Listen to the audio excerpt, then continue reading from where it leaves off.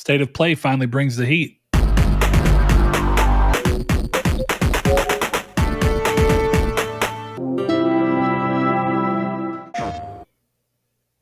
Well, hello and welcome to Triangle Square, the PlayStation podcast. I'm your host, Brett Beck, and alongside me, as always, is Mr. Saul Briggs. I don't know what's going on there. Briggs. I got Skittle tongue, but Saul Bridges bringing y'all lucky episode 264. And alongside me is Mr. Chris Figs. Hi. There we go. That was the smoothest one yet. I think so. Ever. Now, Saul, now that we've gotten through this intro, I have to ask a quick question. Is Skittle tongue when you have you've eaten too many Skittles in a day and like the tongue and the roof of your mouth are just fucking sliced and you keep eating Skittles? It hurts. Yeah. The side of my mouth too. It does. But it's the kind of pain that you like. Skittles make me a masochist, I've noticed, because I used to get big bags when I was young and I would just eat. It's kind of like when you eat a bunch of Captain Crunch and you just keep eating more Captain Crunch even though your mouth is begging you to stop. Yeah. I have consumed too many calories of Skittles today. I'll just say that. I need to be stopped. Well, that's okay. Hopefully we'll find a way to keep you occupied to where you won't want to grab into that bag and grab a big old handful. Because, of course, I have to assume you eat Skittles the correct way. You just grab a handful and shove them in your mouth, right? You don't sit there and be like, I want to do red and then one blue. Right? Yes. Blue? Organize the whole bag. No blue in my bag. You're right. The blue is only in the non-original flavors. Now, what's the best non-original flavor? That's a really good question. If I want to be honest, it's kind of a cheat answer. I think the best non-original Skittles are actually sour Skittles, which are essentially just the original flavors with sour stuff added to them. I don't like sour stuff. Really? So hold on. What's your Skittles then? Are your Skittles the wild berries or which one? No, probably like the tropical ones. See, the tropical always lose me because they always have something that's nasty, coconut flavored or pineapple flavored, and either one of those are normally like a. I like the ones with pineapple. I don't like coconut at all. Hand me an Almond Joy and I'm going to punch you. I agree. Coconut's the devil. Pineapple is good. I'm glad we can all agree that coconut's bad. Pineapple is just hit or miss. I've had some great artificial pineapple flavoring, and then I've had some that's just like, I don't know about this. But it's more about how pineapple works with all the other flavors. And what I was talking about, what makes Skittles good is when you can take a whole handful. And a lot of the offshoot flavors normally have one or two flavors that are good on their own, but if you try and eat them with the rest of the flavors, it's like it's either too much or not enough. It does. What you do though is you throw the whole handful in your mouth and you let it sit there for a couple seconds and you let your natural body warmth make it real nice and chewy. Is that how you try and work on softening your Skittles? I don't try. It does soften the Skittles. Have we become a Skittles podcast? Yes. Taste the rainbow. Taste the rainbow. But for any reason, if this is your first time listening to the show, well then welcome, first and foremost. I hope our Skittles talk wasn't making you confused. We talk about gaming every week. Normally the episodes come out on Wednesday mornings, or Wednesday really around noon. And we talk about gaming through the lens of being PlayStation fans. But of course, we all own other consoles and play the other consoles and enjoy some of the stuff from them. So we talk about everything as we feel fit, though primarily through a PlayStation lens. We like to get the show started off in a time-honored way of checking in on what each other have been playing so that we can either get an idea of what's been going on around each other or at least give you guys some ideas of what games you should be looking out for. So, Chris, going to start with you this week, buddy. What have you been playing? MLB 22, the show. That is almost exclusively what I've been playing. I played a little bit of Resident Evil 6. I'm like 3 chapters into Leon's campaign. Some Tales, but 90% of my time has been on MLB. Okay. Which Tales? Graces still? Yeah, Graces. I did get Zillia, and Zillia 2 is coming. Nice. I'm excited for you. Zillia 2, I'm almost curious if you end up playing it, because that was the one I was telling you has that weird loan mechanic where it completely stops you in your track and makes you pay back part of the loan. But if you can get past that, I'm curious if you end up playing it. I want to know the rest of the story. It was actually interesting. That was just one of the worst random hard gates I've ever seen a game throw at you. And at the time, I was not having it. Have you played Graces? Yes. So do I stop playing Graces and go to Zillia, or do I just finish Graces and then eventually play Zillia? I think you should finish Graces, give yourself some time, because the Tales games are, those two games are similar enough. Even though Zillia gives you you don't have an overmap anymore. You just literally move around, which does help change the pace. But I would argue that you'll still have some combat fatigue from the way those games handle combat. Yeah. So take a break, play something else, get something else, good time in, and then come back to Zillia and hopefully enjoy it. Okay. I'll take that. Yeah. Okay. So 2 games. That's not too far off. I mean, 3 games technically, I suppose. But yeah, 3 games. So, Saul, I think I'm curious as to yours because I don't really know how you've run around the internet. Would you agree with the statement that Resident Evil 6 is like the most hated Resident Evil, or that people hate Resident Evil 6, I should say? I've personally seen more hate for 5, but I've never played 6. I played 5. Yeah, I've played 5 as well, and I remember 5 was the first one that I was a little disappointed with, and I remember other people being disappointed with. But Chris and I were talking because he was playing 6, and he's like, "It's not bad." He said he didn't understand the hate, and I realized that I didn't do a lot of online stuff around that time. Like I looked at news, but I didn't do like blogs or anything or any of the forums. So I remember people when I worked at GameStop buying it and then trading it in and being like, "It's more of what 5 is. It's fine." Thankfully, they brought other characters back into the fold, but it's my least favorite Resident Evil. So it was interesting hearing you say hate, but as I've done a little bit of looking, and it does look like there is a decent bit of online hate for 6 dating back to around when it came out. So I won't say I learned something. I just didn't realize the level of hate for Resident Evil 6. I've not played it at all. I have zero input on the game. You should play it, because it's co-op, so it would be fun to kind of see how you feel that way. But okay. Yeah. But it's the thing is, like, outside of some of the story beats, like, it's not a Resident Evil game. It's not. It's a and do you think that's where the disconnect comes from? Because like I said, a lot of people are like, it's my least favorite Resident Evil, but that never necessarily struck me as I hate the game. It was just like, it's unfortunate. The game is, because like I felt like Resident Evil 5 was a fun game, but it didn't feel very Resident Evil to me either. It had little moments. Some of it was just trying to chase after what 4 did, but it felt not super overwhelmingly Resident Evil like. Which people have that opinion of 4, to be fair. True. I don't know. Do you think that it's fidelity that makes these games scary? You mean strictly like graphical fidelity? Yeah, because think about it, right? Like, people think Resident Evil 1 and 2 are scary, and playing Silent Hill 2, I was like, this is pretty freaking scary. But then, like, I don't think Resident Evil 2 Remake was all that scary, or 3 Remake was all that scary, and I don't know if it's a thing of like the way the game's controlled and handled back then. I was gonna argue that I don't think it was fidelity of graphics. I actually think that, and this is where some people were disappointed in that, I think most of the fear that came from the old Resident Evil games, and you see this as well in like Parasite Eve, is fixed camera points and how that can change the feeling of surprise when something comes into your point of view and you don't have full control of your camera and whatnot to be able to handle it. And I think that's where a lot of that comes from, because Silent Hill has fixed point cameras as well, if I'm not mistaken, right? No, it does. So I think one of them, maybe 4, or maybe one of the ones from the PS3 era, did give camera control back into play, but most of them have had locked cameras, and it's that weird, the camera angles in those games are always like a camera randomly in the corner. It's almost like you're playing the whole game through security cameras from the way that the angles are shown to you. And I think people have that feeling of walking toward the screen instead of being able to walk toward the things that you can see, so things will pop in and that you can't expect them. I think that's where the fear comes from.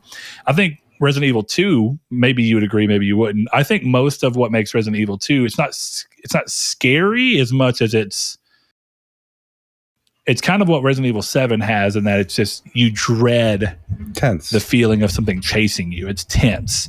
Yeah. And you have, much like in 7, and I think 7 does it even better because it feels more believable because you're in this house and it's that guy. But like the Mr. X chasing you, when you are in a room doing something and suddenly you hear his footsteps bonging around, you're like, God, just give me a couple of minutes. Like, Yeah.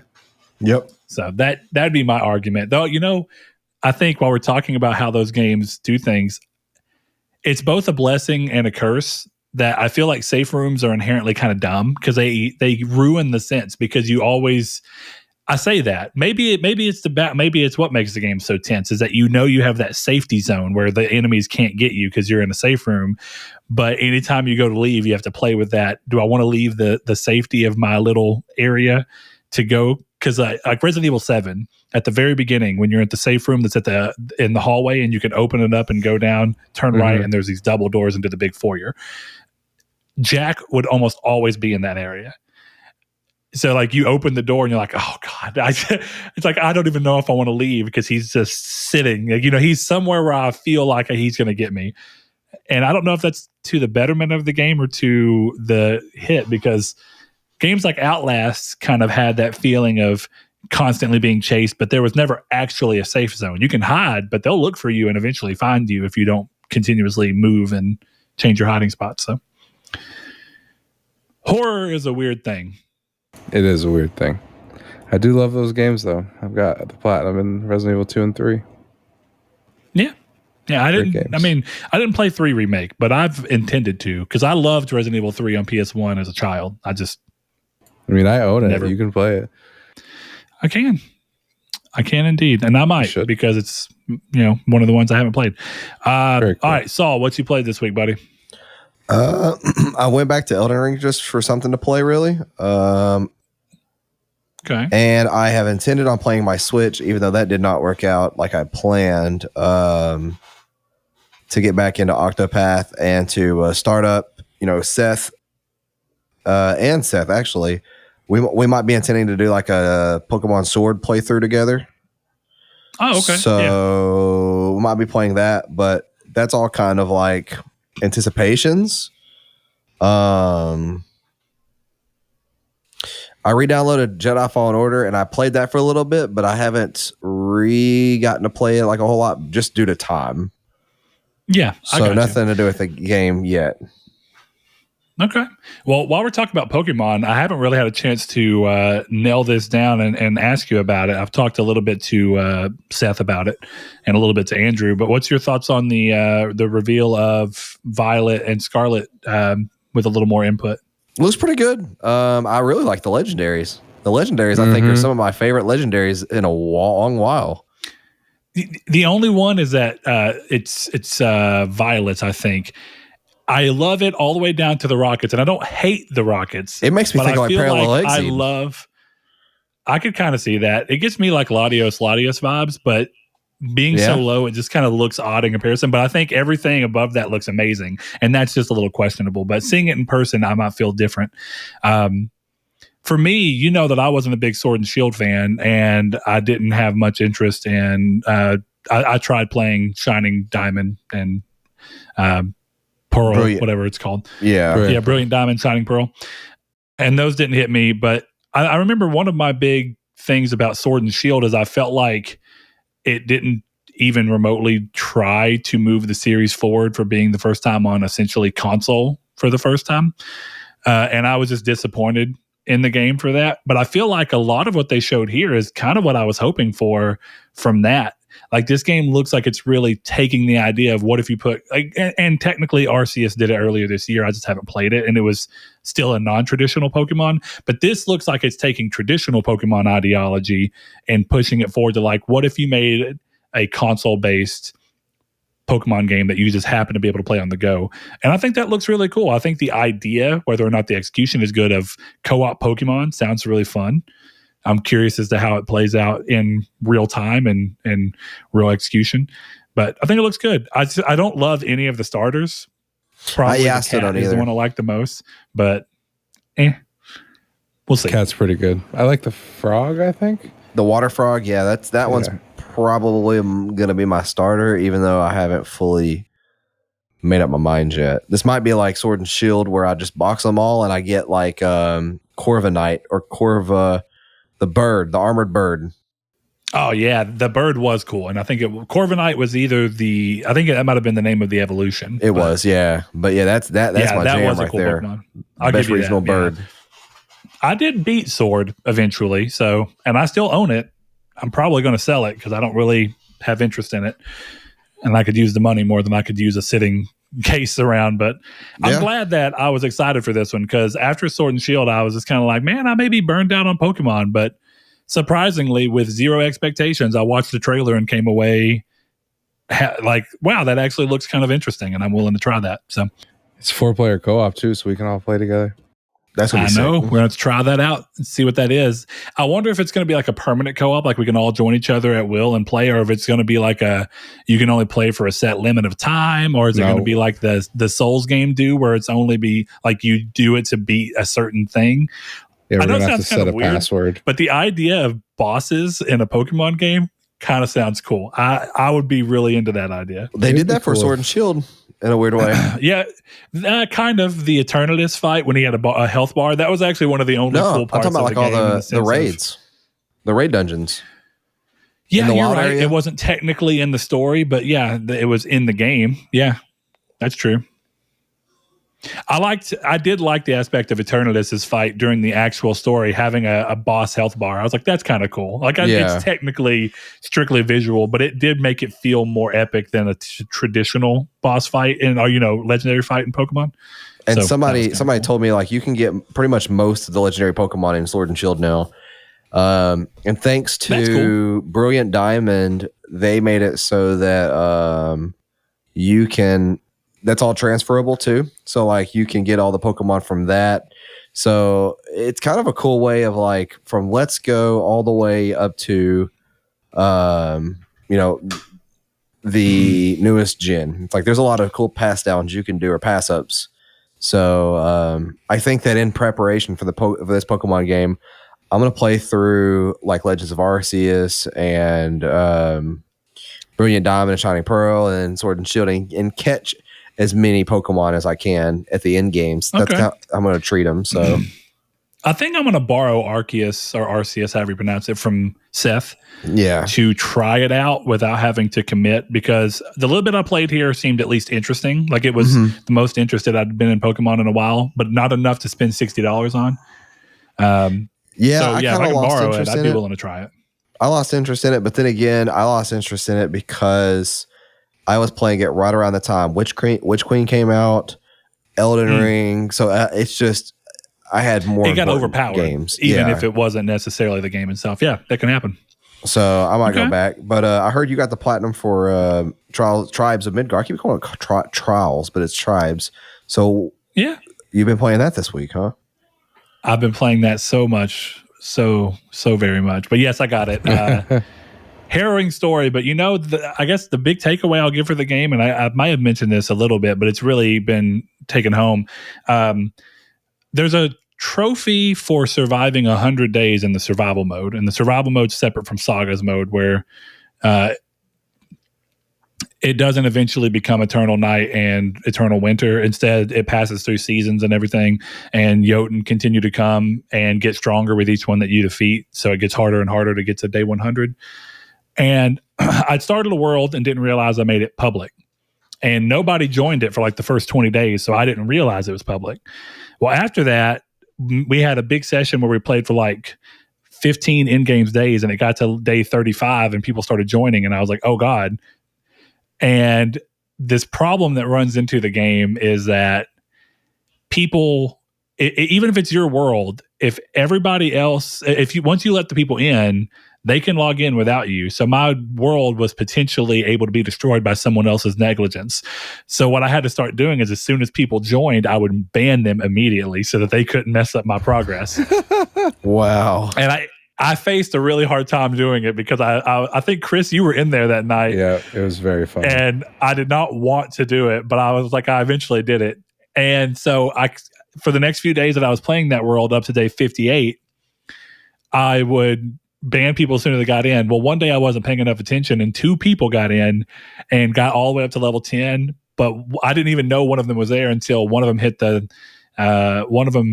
hit Mike and said, "Hey, Chimera, are you immediately killing the Jotun?" And he brought up a good point, because I was making it harder by killing them so they would spawn even quicker, which would mean it'd get harder and harder, where I could let them walk and waste days so that there'd be less Jotun throughout the 100 days. Anyway, on day 58, me and the guy who was on there, I was like, "Man, I won't ban you," because I was like, "You've been cool." I banned the other person.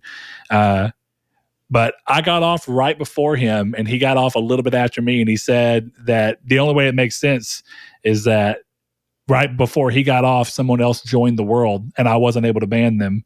And so I came back the next day, and my world was destroyed because someone else let the tree die. And I was like, dude, 58 days in that game is like 7 hours worth of play. I was so mad. It may even be a little bit longer. Anyway, the guy messaged me back. I was like, "Yo, what happened? The world was destroyed when I came back." And anyway, he messaged me yesterday, and he said, "Hey, I got to day 99 in a single setting." And he goes, "So I've been holding off until I could hear back from you, because I want you to be in whenever we get to day 100 so you can get that trophy." So that was super cool. But he made a good friend. Yeah, exactly. The guy's real cool. He's been fun to play with. He knows what's going on. And he even told me when I jumped back in, he said, "Man," he goes, "I'm gonna be honest." He goes, "I'm kind of going for the trophy, but I'm not that worried about the platinum or anything. I was just kind of going for it as a challenge." But he goes, "I felt so bad for you losing those 58 days, because I explained to him when I chose not to ban him why I had been banning everybody." And he agreed. He was like, "Oh, dude," he's like, "if you want to ban me, I won't take it personally." I was like, "Nah, you're cool. Don't worry about it." But when it happened, he goes, "Honestly, man, I felt so bad for you when I saw that the world was destroyed that I just immediately started a world." And he goes, "In like 8 hours, 9 hours, I got to day 99. I was like, "Thanks, man. I appreciate it." So that was cool. But that's been the fun of the game. Jumping into a saga mode where it does matchmaking with 10 people and having 15 in-game days to do everything. If you can get one person to break the silence and start talking on comms, I've had some like really early 2000s, like early to late 2000s, I guess, times where it's just everybody talking and having a good time and getting into it and helping each other. And it's fun. And it's normally only like 4 out of the 10 people, but it really gives you that feeling of like old game lobbies. And I've met a lot of cool people. And I think that might be one of my most like favorite parts of the game, on top of just enjoying the gameplay loop of the game. So I did get the platinum in big part to this one person. So I appreciate him very much. Well, you know what that means now? We got to play the other definitive multiplayer experience that Chris has not experienced with us. The Forest? No. Actually, though, yes. Forest 2. Sons of the Forest, when it eventually comes out? No. If it ever comes out? What game? Just your Dragon Crest Building. Okay, hold up. Okay. It's a multiplayer game that you and I have clearly played together. Yes. On multiple occasions? Yes. Oh my God, it's Terraria. Yeah, dummy. I was going to say, how are you going to Terraria is finally to the final product on PlayStation. I've played a lot of Terraria. Just not with us. True. Not with us. With you. That is also one of the definitive. That's part.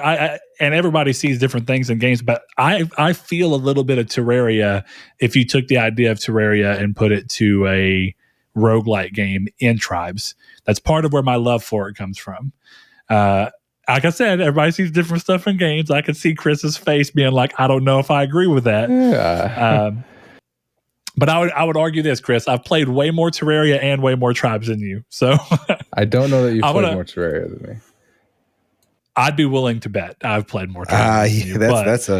That'd be interesting for y'all to compare, because I'm sure y'all both have played a lot. Go give me your PlayStation hours on your PlayStation, just out of curiosity. This isn't like a dick measuring contest.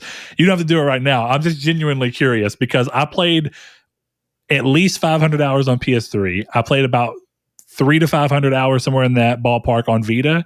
And then I played with Saul for about another 300 hours before I ended up getting the platinum. 1,000 hours? That went up 300 hours. That was 2 months straight.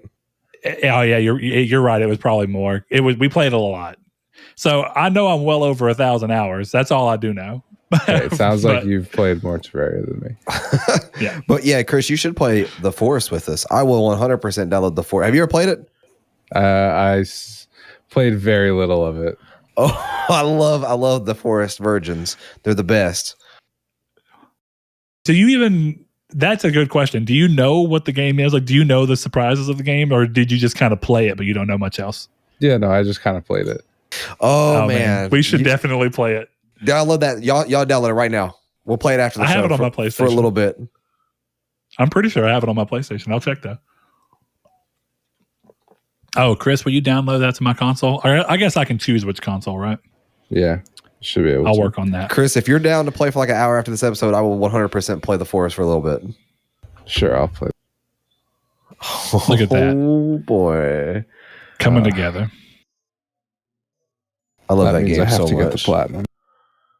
Brett got it, so it's not super challenging. I'm not saying Brett can't get super challenging platinums, but there is one trophy that you're gonna hate because it's just glitched and they've never bothered fixing it. It's the trees. I remember when you were doing it. It is a nightmare, but that whole game's a nightmare in a good way. So it's okay.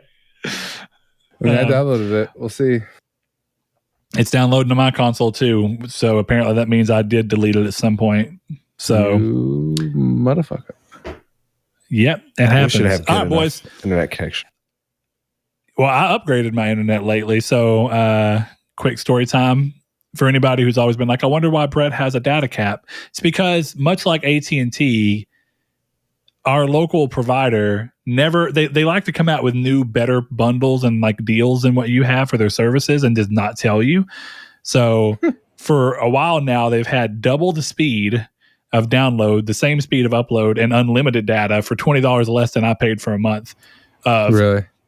Data cap and 300 megs. So now I've got 600 meg download, 30 megabyte upload, or megabit, whatever. And then unlimited data for $20 less than I was paying. So I'm upset, but I'm glad I randomly saw an ad that made me go, wait a minute, why the fuck am I paying so much money? But so it's good. It's good. My speeds are even better. So that means the Forest will be done in about 3.2 seconds. We'll see what happens. Cool. I almost paid for the 1 gigabit per second speeds, but I was like, do I really need that? I've decided against it. I don't need that. Yeah, that's I would have paid the same amount of money as I was paying, and I was more interested in saving $20. If that doesn't tell you about adulthood, I don't know what does. Chris, you're muted. Yeah, right. One of these days. All right, boys. Well, I guess it's time to tell you that, of course, with the episode coming out on a Wednesday, there was hardly any time for us to put out a community's take for anybody to respond to, and nobody offered it up. That's one of the weird adjustments of moving from recording on a Sunday to recording on a Thursday is when you said that, I was like, yeah, they got like 4 days to do it. And then as soon as I put the episode up, I was like, who's going to be able to put in predictions when half the people who listen to the show and interact with us haven't even listened to the show by the time that the State of Play comes out? Yeah, so we're going to come up with a new way. So there's no community stake this week as a result. I'll tell you what, I got this. Go for it. If you're a patron of ours, which you can find at nartech.com. No, not nartech.com. That'd be cool. Patreon.com/nartech. If you're a patron of ours and you've never played The Forests, but you want to play, let us know and we'll put you in a drawing to win a $10 PSN gift card. Ooh, actually, I'll put you in a drawing to just buy the Forest for you. I mean, whatever the value is. You don't have to. I think the Forest is $20, $14.99, something like that. I think it's $20. I think it might be $14.99, but it's for sure like we'll make it happen. Retail price was $20. Yeah, we'll do that just because I said I'll find some way to give the money away since I felt bad about that changing plans so quickly. So with that said, we were going to skip over that. We normally love hearing the opinions of you guys in the community, but this week it did not happen. Instead, what I'm going to do is I'm going to highlight someone who is a newer listener and a newer patron. Thank him so much for doing so. And that is Mr. Lechion69. He went over to somewhere in our thing, I think it was the general chat for Discord, and just mentioned that he loves the show. and that was very nice to hear. So, Thank you, sir. Lechion, if you're listening to this, I appreciate you. He says listening from Berlin, and that's awesome. He says, I haven't gotten involved with the community as of yet, but just wanted to say thank you for giving me pleasure of listening to these great podcasts weekly. And that's why we do this, because we have a lot of you guys who reach out to us and tell us how much you enjoy having the show. So we appreciate that. We do. But without further ado, I think what I'll do now is tell you where you can normally be part of the community's take, which is where we ask you guys your opinion on the main topic of the previous episode or some question that we choose to give, so that we can hear your thoughts on it, challenge our thoughts potentially with what you say, or just generally get a different perspective. You can do so over on our Discord, which you can join by clicking the link in the description below. And if you are a patron, or if you become one, you get a cool colored name, just like Lechion69 has, for as little as $1 per month. So thank you to him for that. If you want to be part of our Twitter discussions, we are on Twitter at Triangle SQRD. And lastly, you can also find us on Facebook with the group Triangle Squared, a PlayStation podcast. Asked to be entered into that, and I will gladly let you in, and we would love to have you. But moving along, we're going to go ahead and get into the news. If for any of you who don't know, I like to give shout out where credit's due. Chris has taken over handling the news, which gives me it helps, because now I don't have to feel like I have to rush to get news done, record the episode, and then do all the editing. So Chris, thank you for putting the news together. It's a big help, and I really appreciate that. Definitely, since we're recording after we get off on your off day, it works out better, and I appreciate the thing. So everyone throw Chris some love for his work. First thing on the news, we've often talked about what Hideo Kojima has going on, and who knows if it's one game, multiple games. But what we might know right now is rumors of Hideo Kojima and Norman Reedus collaborating on the next entry in the Death Stranding franchise may need to be abandoned, at least for a while. I hate that. I hate that. As Tom Henderson published an article on Try Hard Guides that seemingly spills the beans on the next project from the auteur studio. It's tentatively called Overdose and stars Margaret Qualley, who you may know as the actress who had collaborated with Kojima as Mama in the PS5's best game, Death Stranding Director's Cut. Death Stranding is amazing. It is amazing. I don't know if I want to throw out best game yet, but PS5's in early days, so that's not an incredibly hard bar to hit just yet. That's kind of where I was coming from. Like, I can't think of anything better. So,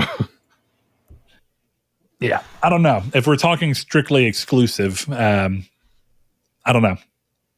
Great game either way. That's all that matters, is we're talking about a top tier game.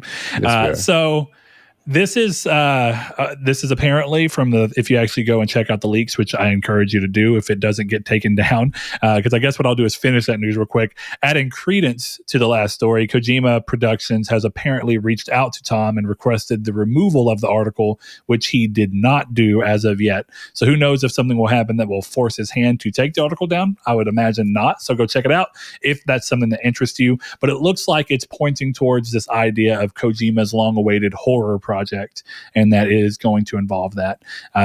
There was some talk about gameplay that was seen of Margaret Qualley's character walking down a dark alley or a dark hallway with a flashlight in third person. Apparently, there was also talk that the game is also playable in first person, which for fans of PT would be pretty cool. I'd always hoped that if PT came out into the full-on Silent Hills, that with them having Norman Reedus as the player character, I figured that would probably mean they would want to go third person like most Silent Hill has been. But I was kind of hoping they'd still have the ability to Oblivion it, or, the Bethesda games where you can just click the analog stick in and go to first or third person. Yeah. That's why not. But yeah, so who knows? We know that there's a satellite studio that Kojima bought that could be helping, and they could be developing both a Death Stranding sequel and this at the same time. But what are your thoughts on coming back to horror in a way that we have a little bit more information and likelihood than his return with Silent Hills from Konami? What are you thinking, Chris? I'm not sure. I think we might find out pretty soon. But with it being horror, what do you think Overdose is a hint towards? Do you think it's going to be a horror game that's kind of based around the idea of drugs and how they can make your mind kind of wonder in crazy ways? Or probably. Or it'll be like the character overdosed on social media, and now she's so it's going to be the flip of Death Stranding, where social media helped tie the game together. This is going to be where social media can be toxic. Exactly.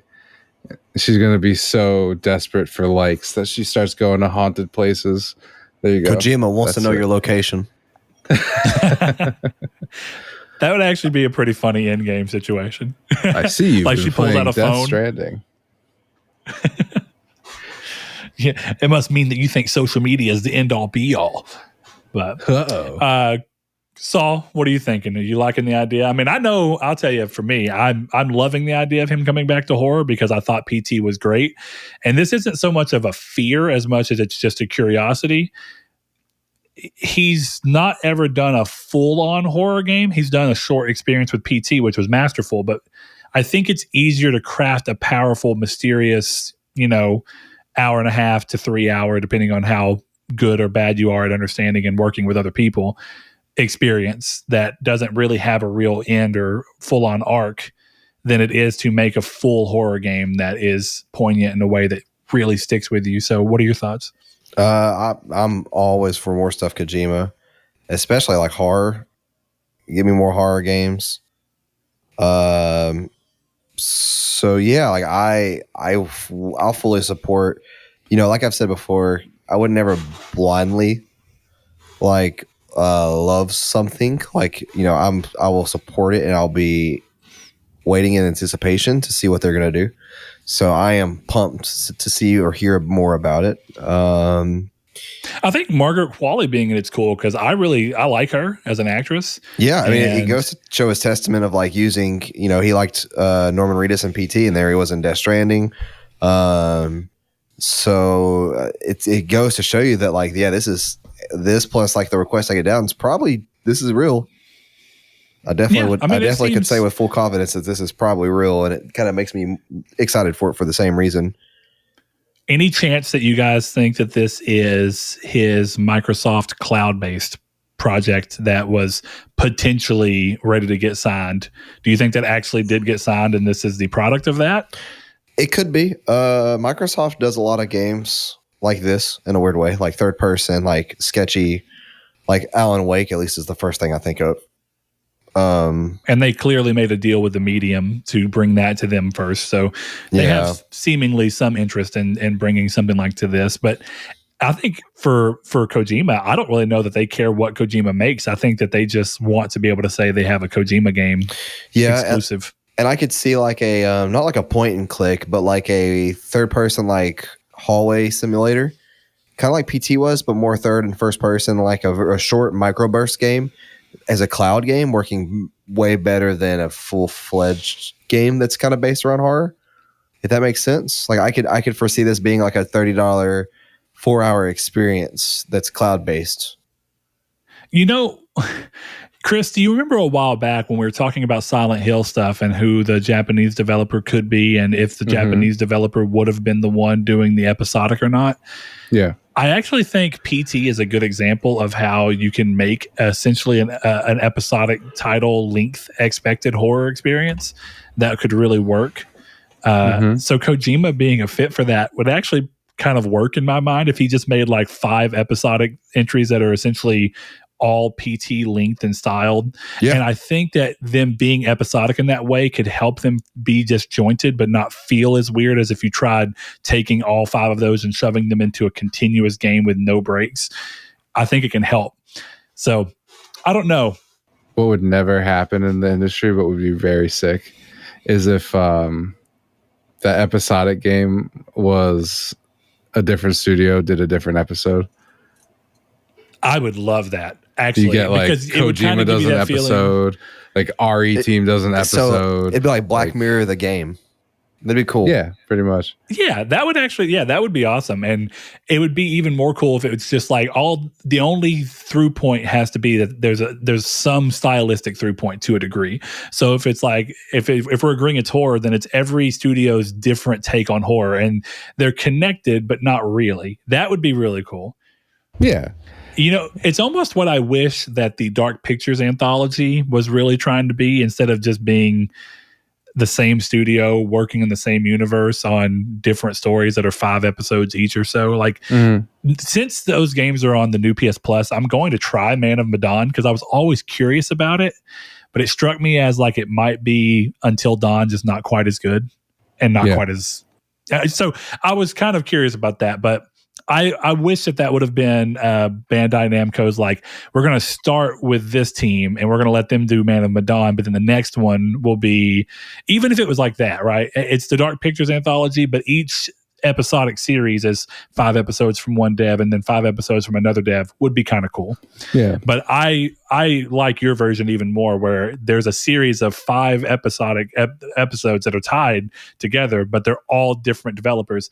And it would speed up development because each studio could be working separately. If you think about it and you go like, okay, like in the Bizarro world where this happens, you're like, RE team, we want you to make a 2-hour Silent Hill game. And then they go and they're like, hey, Tango Gameworks, 2-hour Silent Hill game. Kojima, 2-hour Silent Hill game. You know what I mean? Bloober team, 1-hour Silent Hill game. And then like Sony, Santa Monica, I don't know, Naughty Dog, 1-hour Silent Hill literally game. Any studio who's that would be cool. Sick. I would kill to see that Naughty Dog like episodic Silent Hill thing, a very quick one.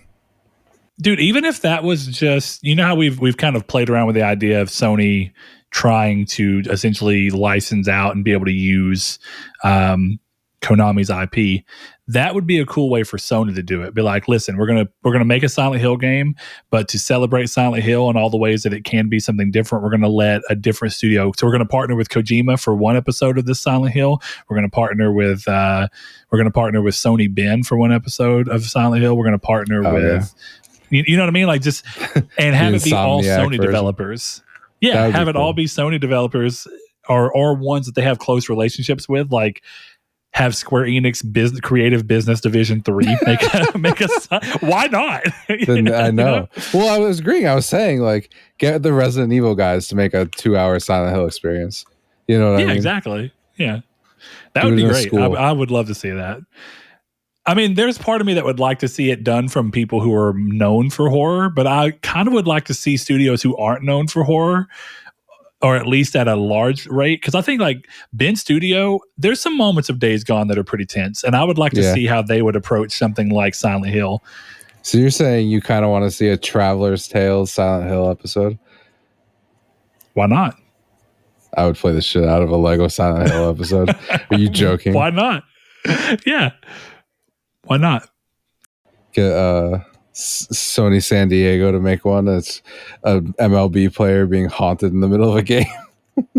That dude, it's an MLB player going through, and he gets in there and he's just using his bat as his main weapon. That would be great. That'd be sick. Yeah. And it would be very fitting to Silent Hill because you're normally just hitting them with like sticks. Like that's normally. Absolutely. It's like you just have a block of wood. It's like I'm going to swing this wood at you. You better get the fuck back. You get Glenn Schofield to do an episode. There you go. See, we figured it all out.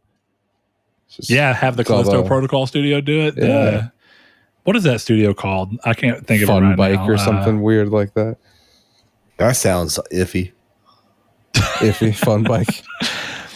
All right, moving along. The next thing up, 2021's Battlefield 2042, well, that's a mouthful, is finally receiving its first season on June 9th, 7 months after its launch. It's called 0 Hour and will include a new operator, weapon, map, and vehicles.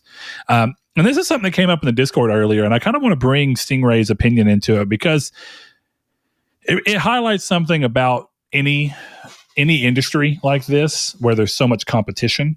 But someone posted it, I think it was one of our patrons, Rude Days, about how it's getting not a lot of content so late into the thing. So 1 specialist, 2 helicopters, 2 weapons, 1 map.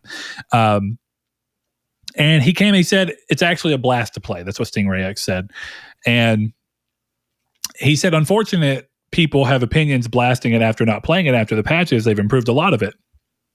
And my response to that was looking at there's a million reasons why people aren't happy with update schedules for games. Halo is a good example of people feel like there's not enough being added to Halo at a quick enough rate to draw them to either try to play it or to keep playing it. Saul, you talked today about you talked this week about how you're like, you have some people around you like Big Seth who is wanting to play Halo, but you're just not interested. And I'm in that same spot. And I loved Halo for a while, Chris. Oh, yeah. You and I played the hell out of that. It's all me and you as well. But it's like, for whatever reason, it doesn't even matter what the game is now, because what happens in a market that there's so many games in is that you have this issue of when there's so many new games to play, it's hard for people to go back to games that swung out either on release or close to release. And it's unfortunate because they can end up being great games, but they're still going to die because they don't have the support they need. And while that sucks for the developers and the fans of the game and for people who are enjoying it, like I was enjoying Anthem, I have to just come to terms with the fact that this game is going to have this opinion because it had its chance in the limelight, and there's so much other competition that it takes an ungodly amount of effort and social media goodwill and all sorts of things for a game to crawl back from that. And there's just so few examples of it. No Man's Sky being pretty much the champion of it, and very few other games really living to tell that tale. So it sucks, but I don't even want to be the one to say it in this sense, but I would imagine that Battlefield 2042 is probably not going to be around for much longer. No, and it's sad because the initial launch trailer looked really fun, and I really liked Battlefield 3, and I really was hoping it would be back to that. Yeah, I remember Chris being like, "God, this looks sick," and then, if I remember right, weren't you saying like you were like, "I might be playing this instead of Call of Duty this year"? Yeah, and then somehow, some way, you played neither. Yep. So unfortunate, but. It's the reality of industries that are so full of games, Yeah, that's true too. Hey, maybe this game will survive. I like to be optimistic. Maybe it will be the next idea of a game that didn't have much going for it at launch, and then No Man's Sky its way up to existing in a healthy fashion, still getting support 6 years later. Maybe it's possible. It's definitely possible. But I have to imagine they'll be selling a new Battlefield game in 5 years. Yeah. That's part of it too, is it's the developer behind it. A lot of people just choose to be like, it's EA. They'll just put out another Battlefield in a year and a half, and that one will hopefully be my next chance to give them a try. And they've hopefully learned a lesson. People don't really want to spend that much time in something that they feel is already late to come up when it's going to be replaced sooner rather than later.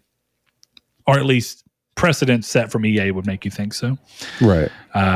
Next thing up is the Summer Games Fest schedule. So one thing to keep in mind is that Jeff Keighley took to social media to warn people to keep their expectations in check, because he said that pretty much the majority of Summer Game Fest this year is going to be looking at games that are already announced.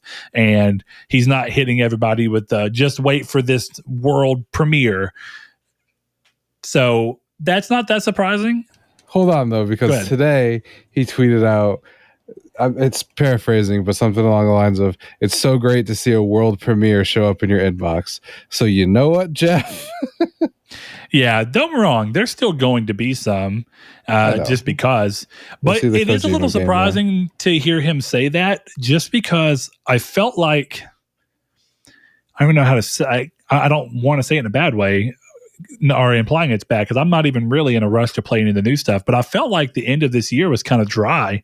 Like, we normally know about more that's coming out at the end of the year by mid-year than we currently do. Because E3 used to be a thing. Mm-hmm. Exactly. And so when people would have thought that means Summer Game Fest is going to be where we're going to hear about a lot of this stuff and see new games, but instead it sounds like maybe we are going to get dates for games that are in that period, but it's not going to be stuff that surprises you so much as it's going to be, here's the date for Call of Duty and here's the date for this other game that you already knew about, Yeah. So, I do think Kojima's to that game degree, will be there. I've said that, but that's the world premiere. Yeah. That's why he wanted to take him down. Yeah, exactly. Yeah. It totally checks out. So we'll see what ends up happening. Either way, Chris points to a Video Games Chronicle article where they talk about what's coming up. So on June 6th, which of course has already passed, Limited Run Games was doing its thing to show what it has going off. June 8th, which is the day after we're recording, the episode should be up. Upload VR Showcase is going to be there at 8 a.m. Pacific Standard. June 8th at 10 a.m. is going to be Black Voices in Gaming, which I think is likely going to be more of a panel like we saw Take-Two do last year during their E3 presentation. Summer Game Fest as a overall name is going to be June 9th, starting at 11 a.m. Pacific Standard. And then at 3 p.m. that same day, Devolver Digital will have their showcase. IGN will have their expo on June 10th at 9 a.m. Pacific Standard. Netflix Geek Week Gaming, which might see us seeing more of Netflix's investment in gaming that they've been talking about, is June 10th at 10 a.m. What's that, Saul? Yeah. Maybe they bought EA and they're going to announce it there. That would be more surprising than waking up to Microsoft buying Bethesda, which was like at the time felt like industry shattering, you know? Yeah. If Netflix buys EA, that's way bigger deal. And that's way more like I would have never guessed that in a million years, you know? Mm-hmm. It's going to be Apple. But it's not impossible.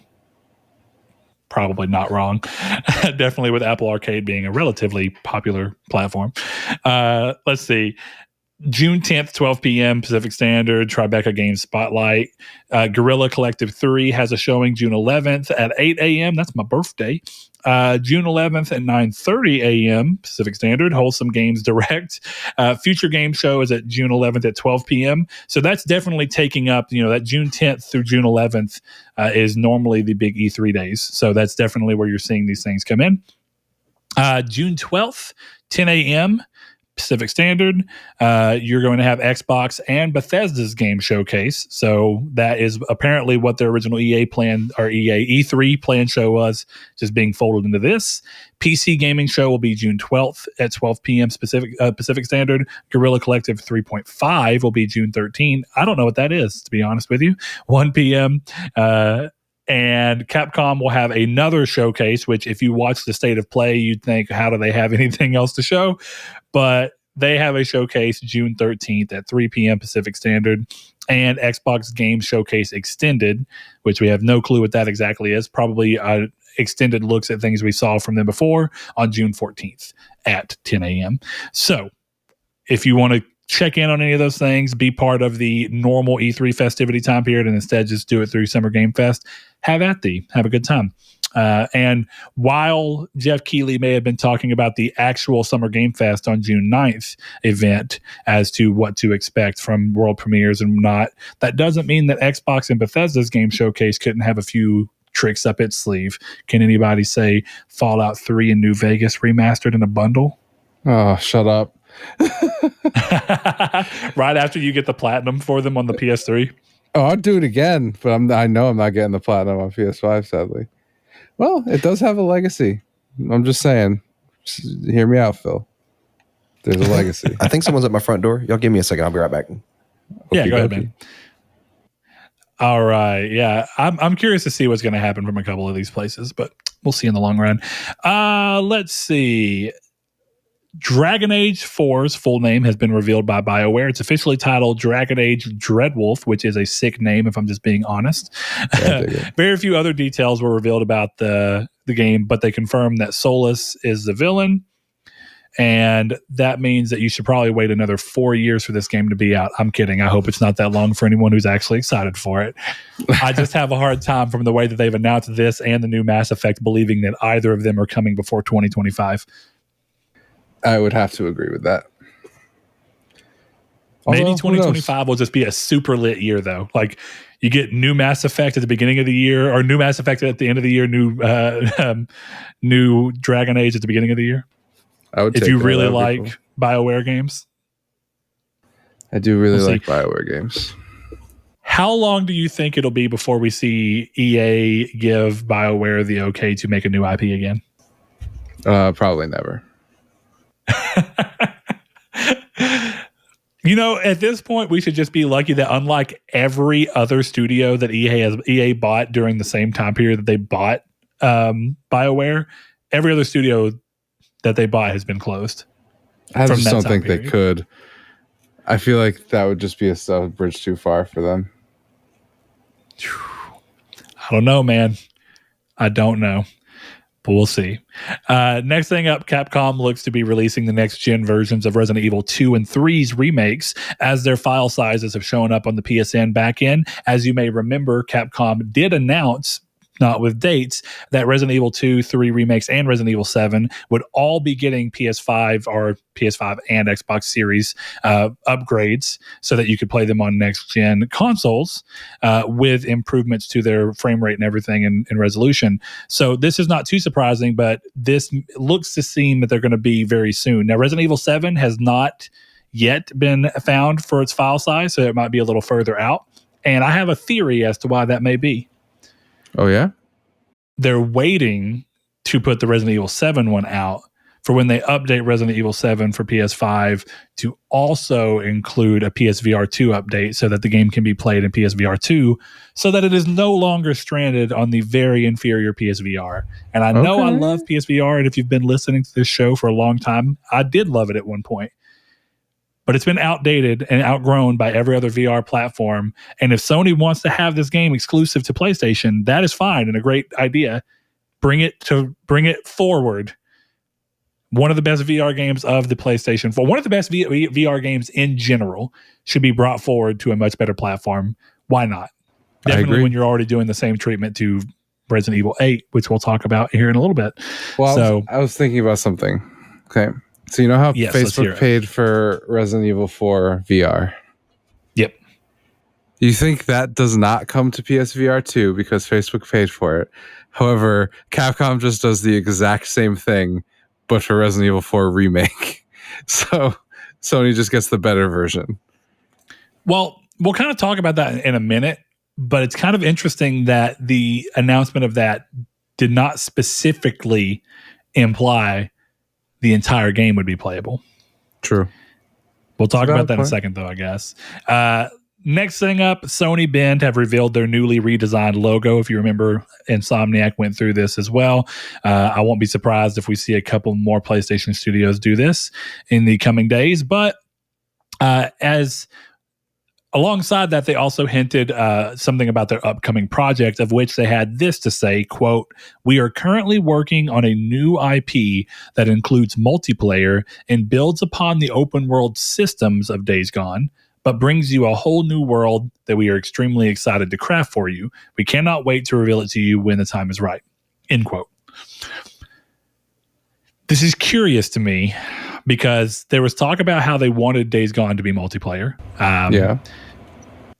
Or have some aspect of multiplayer. And now whether multiplayer could also expand into meaning co-op or strictly competitive, who knows? But it's weird. I'm excited by the sentence of builds upon the open world systems of Days Gone. But I'm also like, so what does that mean? Are you essentially making Days Gone, but without the weight of the baggage of what Sony expects of Days Gone from a name? So I don't know. I'm excited to see it because I like Sony Bend and I've loved a lot of their games, and I was a big proponent of them far before Days Gone came out, even though it looked rough. And I'm glad to find that Days Gone was a great game to me. But a lot of what made Sony Bend or at least a lot of what outwardly seems to make Sony Bend have the flavor in which they did, were the people who left Sony Bend. So it's going to be really interesting to see if I continue to have a love for them and if they have the same charm to their games now that they have essentially new leadership going along there. There's of course, some of the same employees. So we'll see what happens there. Chris, I know you're a big Days Gone fan. How does it strike you? Days Gone. Are you excited or are you kind of burned at the fact that they're not making Days Gone 2? So what's going on with you? I mean, I'm going to play the next Sony Bend game. It sucks they're not making Days Gone 2 because, again, it's the best game of last gen. But I don't know. I'll still give them a shot in what they are. I hope they just make it a zombie video game where you're on a motorcycle. Weeks past. Yeah, weeks past. Yep. That would have actually been a great name for the sequel. Weeks passed, months passed, years passed. Yeah, or whatever you want to put at them. Yeah, perfect quadrilogy. Oh well. Like I said, when Sony inevitably buys CD Projekt Red and lets them make Days Gone 2, then we'll be fine. You brought up CD Projekt Red, and I had a thought the other day. Do you think this all the mergers and acquisition stuff going on in the industry will eventually result in a situation where Sony buys someone like CD Projekt Red strictly to go to Microsoft and be like, we will take The Witcher if you take Elder Scrolls? Oh, yeah. Like, hey, we'll if you let us get Elder Scrolls, we'll let you get The Witcher. Or strictly be like, hey, if you don't, that means you don't get The Witcher, which everyone loves. Exactly. Like, we will pull Witcher 4 from you, or we'll leave everything the way it is, and Elder Scrolls 6 is a PlayStation game. Considering that both of those games are probably 2026, there's some time for that to happen. Yeah. I hope I'm wrong, but with Starfield being delayed and not being out and everything around it, I have a really strong feeling that we hear about the Elder Scrolls 6 in 2019 and don't see it released until 2025 at the least. And do we really need to know about a game for 6 years? No, we don't. I just don't understand why they announced it. Now, just to be fair, that same criticism could be levied against Cyberpunk, a game that we knew about for about 7 years before it came out. Yeah, but BGS doesn't need to hire. That Cyberpunk trailer was literally a hiring trailer. I think that's what it said at the end of the trailer. You know what I mean? So yeah, you're not entirely wrong, because that was at a time where CD Projekt Red had just gotten a little bit of notoriety. It was before The Witcher 3 had come out, but it was after they kind of got like a little bit of like, oh crap, check out these newcomers with The Witcher 2. Like, The Witcher 2 was a big deal. Yeah, because that trailer, for a small studio. If I remember it correctly, it was like a concept trailer, and then at the end it said like, "Do you want to work at CD Projekt Red? Like, here's our hiring links." So yeah. I mean, and I think studio expectation too. It's different for trying to drum up support for a studio that at the time that they put that out was not the studio behind the Game of the Year Witcher 3 that people can throw around now. There are people that could be like the all-time classic beloved The Witcher 3 developers are working on a new game. That's a different ball game than studio behind The Witcher 2 is being like, hey, we're doing another IP and we know that we're not very big and you don't really know us, but here's our idea. Come work for us. It is different. I agree. But at the same point, I still think to some degree we knew about that game for too long, but that's what let the hype build up so much. Cyberpunk is a very interesting story of never do that again. That's like it's a good cautionary tale. It's still a great game. It is still a great game, and I actually reinstalled it today. So nice. That's coming up. I'm gonna play it again. Excellent. Saul, I know that you went away and came back. I doubt you have anything to add to what we were talking about, but if you want to, I'll give you that opportunity. No, I like Days Gone and I like Bend. I actually just downloaded or re-downloaded Days Gone last week with the intention to start that up if I didn't like not Last Jedi, but Fallen Jedi or Fallen Order. So, because I want to finish that game. Backup game? Yeah. Nice. You never finished Days Gone, right? Mm-mm. You got get to the part where I got Boomer to the medic. Oh, okay. Wow. Yeah. You got about a third of the way 40 through. hours. It's about a third of the actual arc, but in terms of all the world building and stuff that goes on and all the exploration, that game's a long game. It is. So it's maybe too long, but it's great all the way through. I've argued. I had that thing, where normally when you think about like an open world, right, for games that are like that, normally I feel like most open world games, I'm kind of like, I wish this would have ended about 10 hours earlier for almost everyone that I play. But Days Gone is a rare example of where all the way to the end, I was like, yes, let's keep going, baby. Yes. Yeah, I just think there were a couple times for me where I was like, okay, I'd like to just see the conclusion and I have to drive across the country again. You know what I mean? It had that, but when they opened up the snow area for the first time, I was like, all right. But then you get to the next part and it's immediately you're hooked in again. So it's, oh yeah, it is a weird back and forth, but I love that game. I also have it sitting on my PlayStation 5 waiting to be replayed myself. I think I might just do Cyberpunk, Days Gone, and God of War. Bam, bam, bam. And just replay 3 games I've been wanting to replay. Hell yeah. After you not? play Wolverine and Wanted. I've played Wolverine. I just haven't played but you got to platinum it. And then you got to play Wanted. I do need to play Wanted. Wanted is a quick point. experience. I'm kind of surprised. Well, I'm not surprised, but it's very fast. You can get through it in a day. If you platinum it, it's a day and a half. Hey, Chris. Yeah. This is yours. Oh, it looks so good. I want you to know. It's yours. It's there for the taking. I love it. I'm assuming you want me to wait until I create the others to send them all to you at once? Yeah, you might as well. I kind of just assumed you would send them with the games. Fair point. That's actually a really fair point. So yeah, I need to play Wanted so I can.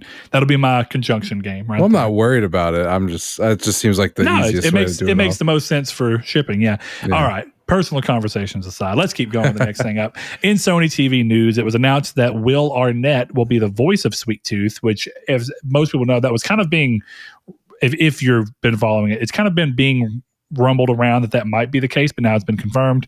It was known that Will Arnett was a producer for the series, so that's cool to see him get a little bit further involvement.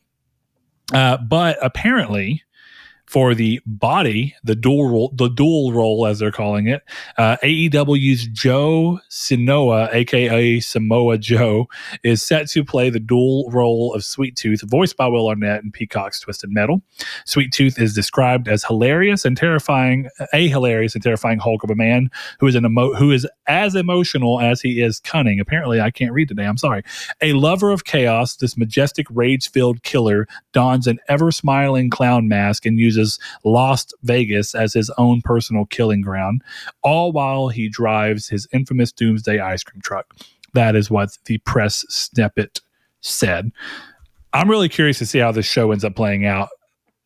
Like, is it going to be that we're seeing it through Sweet Tooth being the main character, or is it going to be like episodes are following different characters at different times? Is it going to be Saul, you talked about Black Mirror earlier and how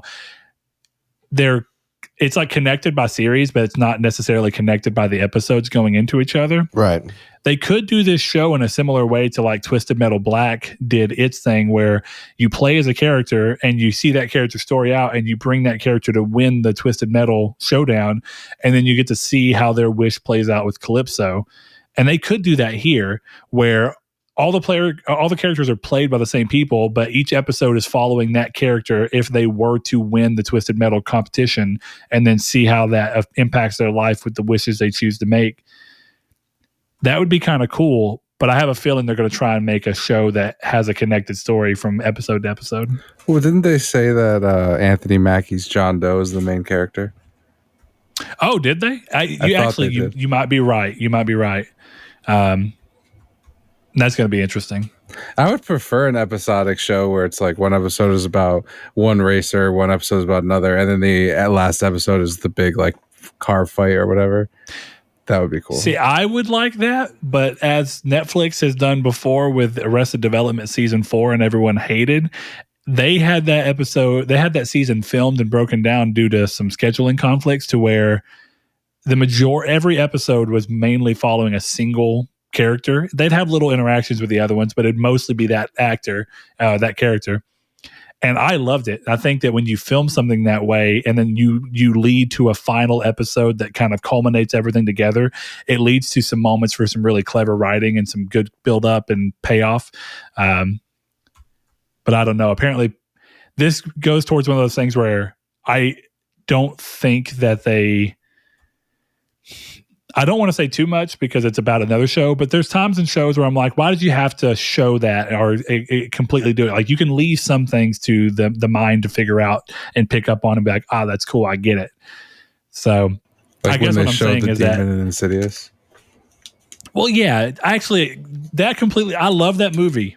I mean, I was enjoying that movie up until that scene, and it was starting to break for me a little bit because it's kind of too goofy. And then suddenly they show that, and I was like, "What the hell is this?" You've completely any bit of creepiness or terror that I had building up inside of me, you've completely ruined. And it didn't help that it looks so goofy. Oh my, it was so bad, but oh well. But yeah, I think they tend to make movies like this for the lowest common denominator, and that's that they don't want the show to be inaccessible to a group of people who want things to just be spelled out and like said for them. I hope that I'm wrong and that they do really push the envelope, but you know, when you're trying to use your IP like this, I think some people do it better than others, but Marvel tends to spell out things for you as well because they want the MCU to be as big as it can possibly be. Mm-hmm. They just do a better job of spoon feeding people so that people who need to know, but then the people who want to theorize before the next movie can have their fun doing so. Yeah, exactly. I agree. We'll see. But that leads us to the final thing, which is the state of play. And I got to say, the very first thing that I need to get off here is that I can finally eat crow and say that Sony has now set the precedent. It's a double-edged sword for them. They've now set the precedent of what to expect from state of play to be bigger than it previously was. I think this is the state of play with the biggest new announcements, reveals of really big hitters without telling us ahead of time that was what we were going to see. And I think they may have somewhat set themselves up for potential disappointment later because they've now made state of play synonymous with the PlayStation Showcase to some degree. And they may come to regret that when the next state of play doesn't live up to this hype.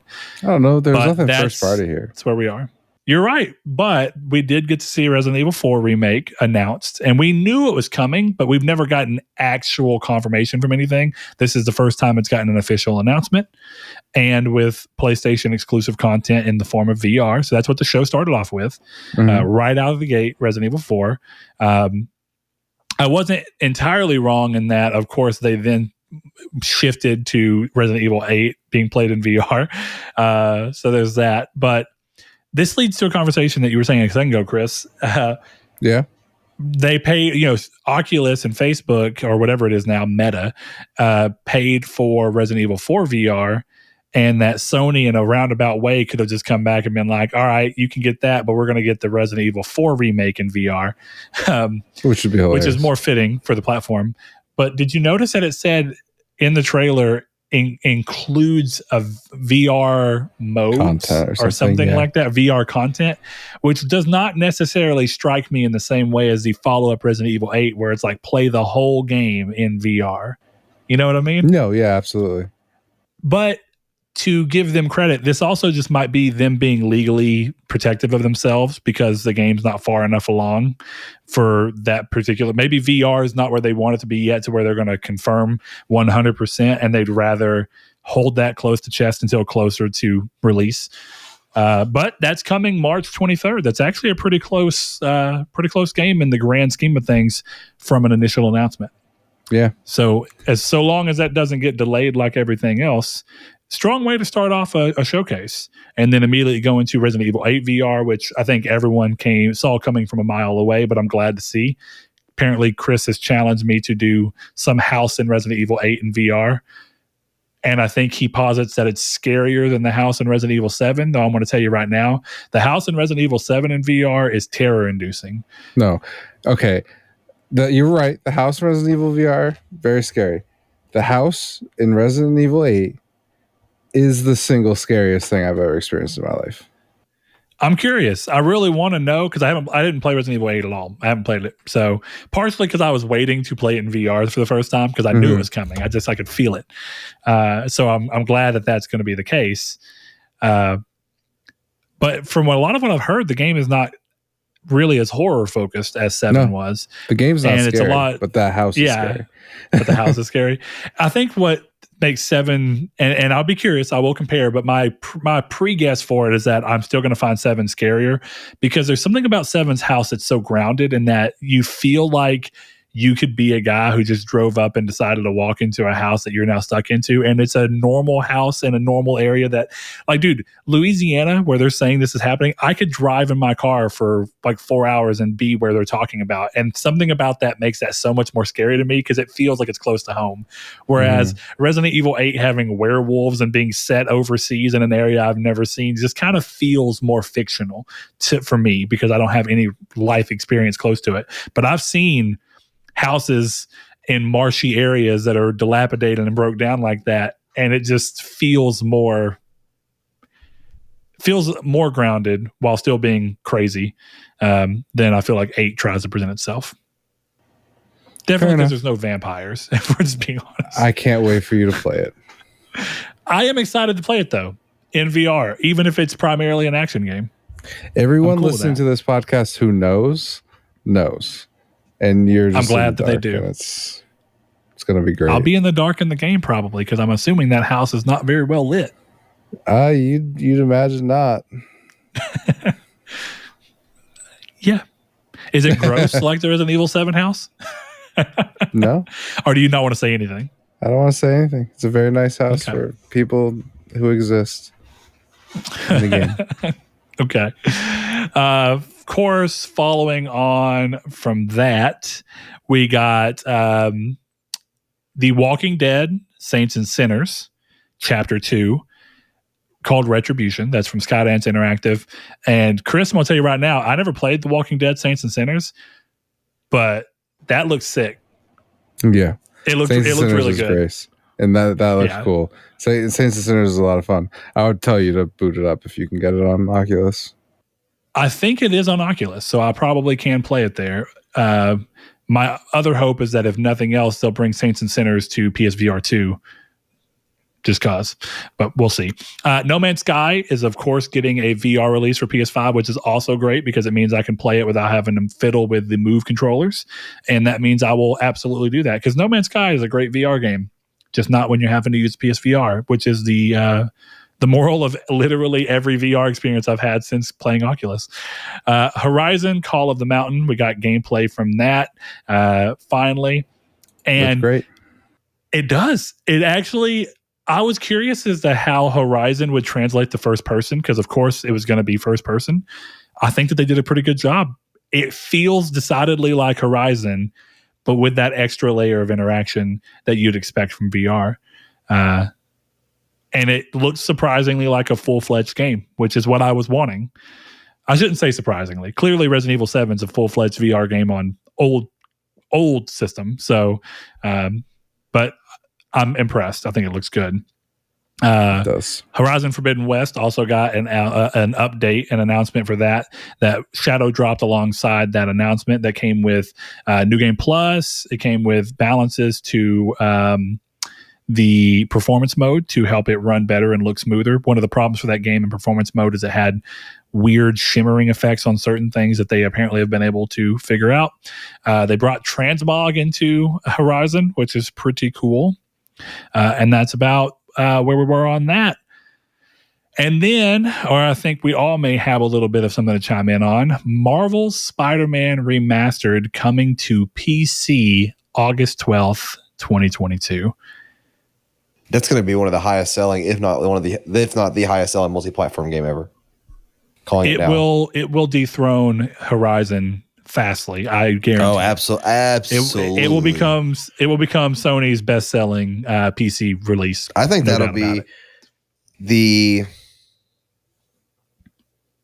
I don't really know how to label this, but in terms of like PS4 to PC games, this is, you know what? I'll just say this. I think in terms of console to PC exclusives, where they're not on each other consoles, but it's, they're only on the console itself or the PC, this will be the highest selling one of all time. Bar none. I could see that, partially just because of how many units Spider-Man sold on PS4 alone. You know what I mean? Yep. 30 I'm going to million. go check because I would say last time I checked, it was more as a whole. Oh, well, this one's kind of weird. So this is technically including Miles Morales, but both Spider-Man and Spider-Man Miles Morales have collectively sold more than 33 million units globally as of May 15th, 2022. Christ. So if you're getting that number, that is insanity. I know that Spider-Man PS4 as of 2020 had sold over 20 million units at that point in time. So it's not too crazy to think that it could hit at least half of that on PC pretty quickly. Yeah. So big move, surprising because it's weird. It's not surprising because it's an obvious way for Sony to make buku bucks from bringing a game to PC. But I'm a little surprised that they didn't try and hold Spider-Man as the one, like, you're gonna have to buy a PlayStation to play it. But I think after what we talked about last week, where they're talking about expanding their PC presence, I guess this is really an inevitability. But when they talk about wanting to still make sure that console is the king of their thought process and mindset, I think Spider-Man would have been the one card to hold to your chest more than anything else. The Last of Us, go to PC. Horizon, PC, fine. God of War, PC, fine. But Spider-Man has so much market pull that people will buy a PlayStation console if they have to play Spider-Man. And part of the reason we know that is, I don't know if you remember, Saul, back in 2018, when we were doing the show, the Spider-Man bundle that they came out with for Black Friday that came with a slim PS4 and Spider-Man outsold constantly. You could not find it. Yeah. It was $200 for and it was all because it was a PS4 with Spider-Man, and it was just constantly being bought. And I think that speaks a lot to the fact that people are like, this is my way to get into PlayStation to also play this game that I can only play on their ecosystem. But Chris, what are your thoughts here? I mean, I'm going to buy it and play it on PC. So that's fine. I mean, of course, I'm not surprised that it's remastered because they're going to want to carry forward the new Peter. They don't want to have any disconnect. Brand confusion. I don't know. This is clearly a $60 PC release, though, right? $70 maybe? 100%. Even? Yeah. Final Fantasy VII Remake is 70. So on PC, it is? Yeah, it's 70. Wow. Yep. Wow, okay. I thought PC would be the one frontier where they'd hold on to that $59.99 as long as they could. No chance. Rip that Band-Aid off, baby. Just do it. But yeah, given what you were saying about like holding it, I feel like at this point, if this game isn't, the one they hold, then everything is coming. Everything. Oh, no, I completely agree. Now that Spider-Man's off the table as a true exclusive, Demon's Souls is coming to PC soon. 100%. Yeah. I already thought that, to be fair, but Bloodborne's probably coming to PC soon. If it's on PlayStation, it's coming to PC. I think nothing is sacred anymore. I think Bloodborne coming to PC as a trailer will very quickly govern the same amount of views as the Final Fantasy VII Remake trailer, the original. Yeah. I'd be curious. The only reason I say that is even with all of the fanfare and love and being a PS Plus game and all these things, I think Bloodborne still only sold like 2 million copies. And what I mean by that is, while there will be 2 million people who will probably for sure buy that game again, and probably even a couple of people who buy it because of Elden Ring and wanted to go back and see that, I would be curious, like, is that game so beloved because of the way it is? Or do you think Elden Ring really has opened the floodgates to people to be buying this? The reason I ask is because I haven't yet seen Elden Ring equate to, because of its massive sales, equate to Demon's Souls Remake suddenly selling much better. You get what I'm saying? Yeah, it's hard to say, but I think it's the reverse. So like those on PC that have played all the Dark Souls games will be the ones that will be buying Demon's Souls and Bloodborne in troves, where they haven't had the opportunity to play it before if they're only PC gamers. Yeah, so you're saying that in this setup, these are people who like those games a lot, but not quite enough to want to buy a PlayStation in order to play them. Yes. So this would be their way to do it. I could. That's an arguable point. I could see that, because those games are quite big on PC, and Elden Ring, of course, is also quite quite popular on PC. Absolutely. And consoles. Yeah. But, I remember whenever I read that Demon Souls was going to be included as part of the PS Plus PS4 tiers for the middle and premium tier, I thought, like, wow, that's a weird time to do that when Elden Ring just came out and has gotten a lot more people into the idea of Souls-like games and the actual FromSoft games. I would have thought that PlayStation would have been like, hey, we're going to offer that on sale. Like, hey, here's Demon Souls Remake for $20. But $20 is still $20 and individual sales that you can count and look at. Yeah. But maybe that just really shows how much Sony's trying to go into moving away from individual game sales being the only marker they care about and really having a overall subscription dollar amount, kind of like Microsoft does. How Microsoft has to gauge success has to be based off of Game Pass, not entirely, but it has to make up a big part of how they look at their revenue and income and whether or not they want to make a sequel to something as opposed to just because it sold however many million copies, Oh, yeah. I agree. Yeah. All right. Let's see. After that, we got the big boy, Stray, coming on July 19th, 2022, finally.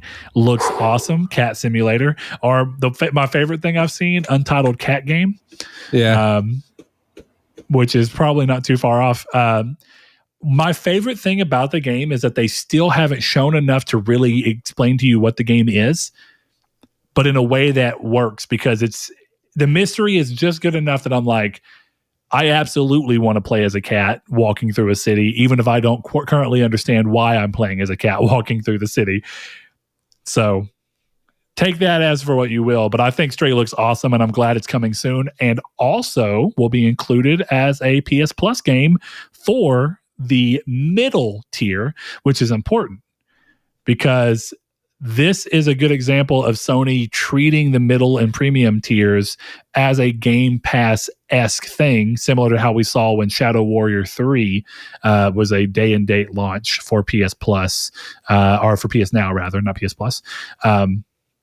And I think this is a big step towards that. And it might even show that what I was hoping for when I was talking to you guys might be something Sony is really taking a look at, and that's at having their developers, certain developers they partner with, make cheaper, more indie style games that are still first party and use first party IP, but they are still day and date premium or middle tier for PS Plus. I agree with that. I think we said it on the show, but buy Konami IP and then buy a bunch of indie studios and then just be like, these guys are a PS Plus factory now. You're not going to get your Last of Us, your Naughty Dogs, but your $5 million like Curse of the what's the name of it? The Castlevania like game, Curse of the Bloodstained. Yeah, Bloodstained. Yeah. Oh, okay. Bloodstained. Yeah, they're like the 2D Curse of the Moon ones they made. Oh yeah, dude! Even the 3D one is a pretty cheap game to make if you wanted to. Like, here's $5 million. Here's $5 million to make a new side scroller 3D or 2.5D, whatever you want to call it. Castlevania. Fill PS Plus with stuff like that, like a Killzone Tactics on PS Plus, like dude, a remake of Killzone Liberation. Yeah, with the top, or even a sequel to it, something in that same idea. Yeah, dude, that'd be great. Why not use trading card for that, right? Well, exactly. Like, make smaller stuff that just fills that library, because neither one of them. I've got the answer. The studio behind XCOM, the same people that are behind Marvel's Firaxis. Yeah, Firaxis make a Resistance XCOM style game where it's you versus the Chimera as the aliens. Yep, that's what I was saying. That's the one I meant with Killzone, but yeah, exactly. Oh yeah. Do something like that, or do like a Total War, God of War. You know what I mean?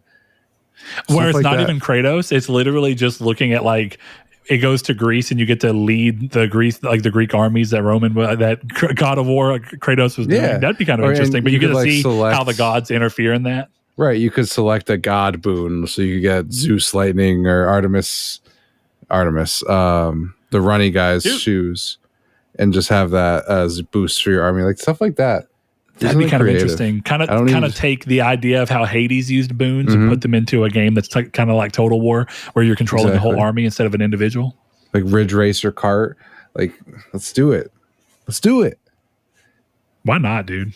Why not? Yeah. At that point, dude, The Last of Us karting, where it's just like Ellie like punching people in the throat, stabbing people in the throat. Yeah, like a M-rated karting game. That would be so fun. Dude, I would love that.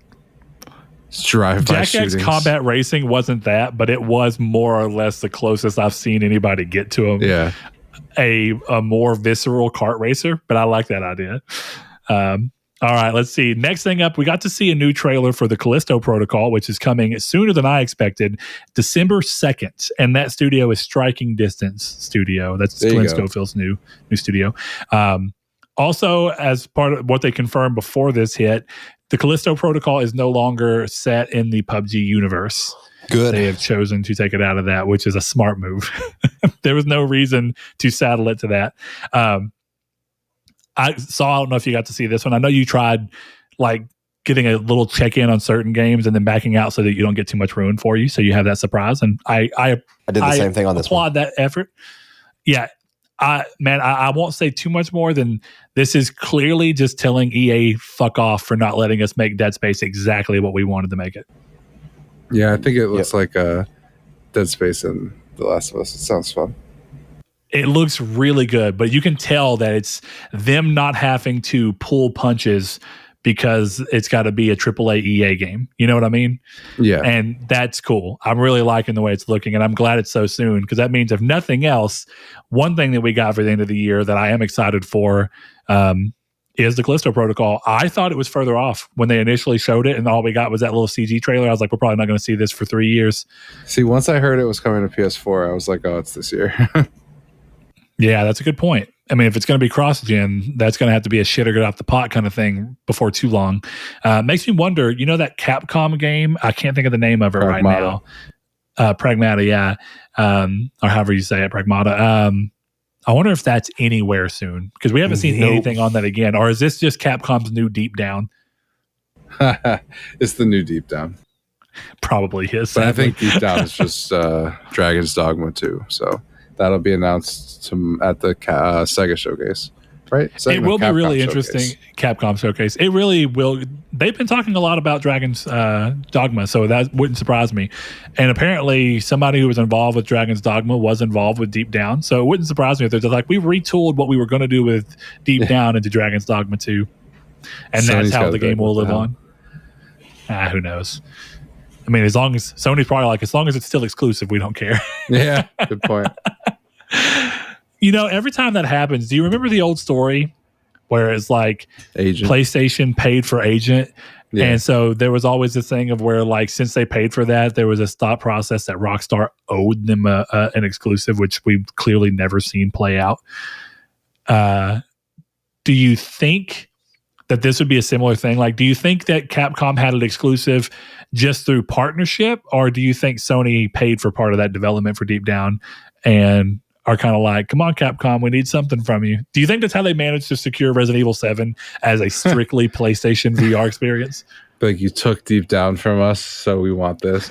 Oh, no. I bet it was... Honestly, I bet the only reason it's exclusive is because at the time VR wasn't as prevalent, so Sony just got them. Now they wouldn't do that deal, I don't think. We'll see. Maybe Resident Evil 8 VR is as far as we know right now. They didn't say it was exclusive in that showcase, and I think if it was, they would have said so. They would have taken that opportunity. But I guarantee you they'll get some kind of exclusive window for it to be PSVR 2 only.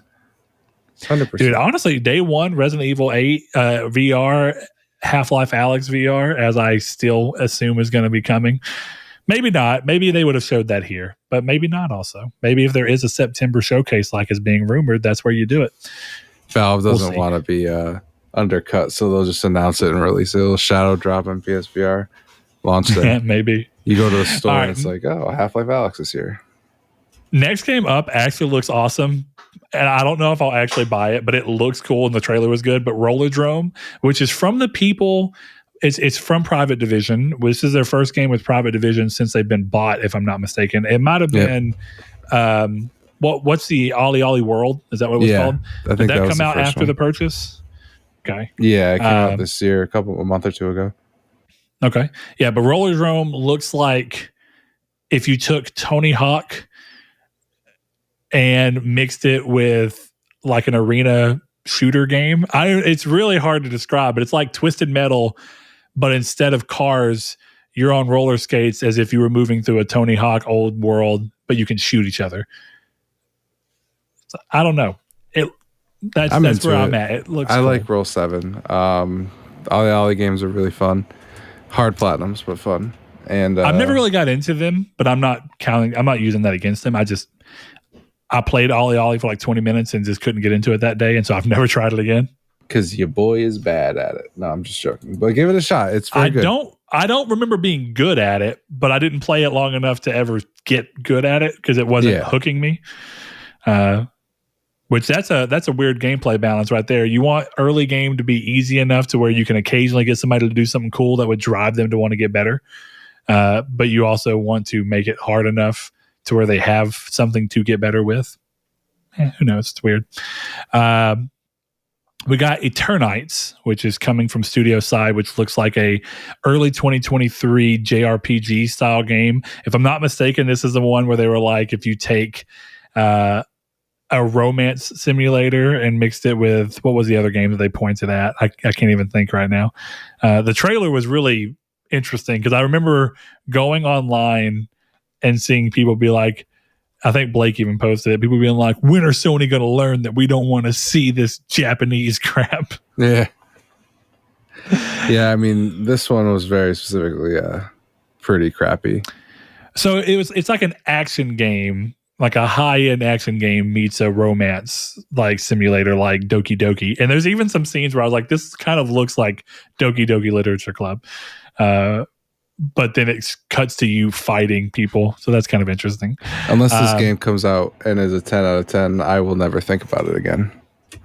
That's probably true. Street Fighter 6 coming from Capcom. We got to see our first look at it.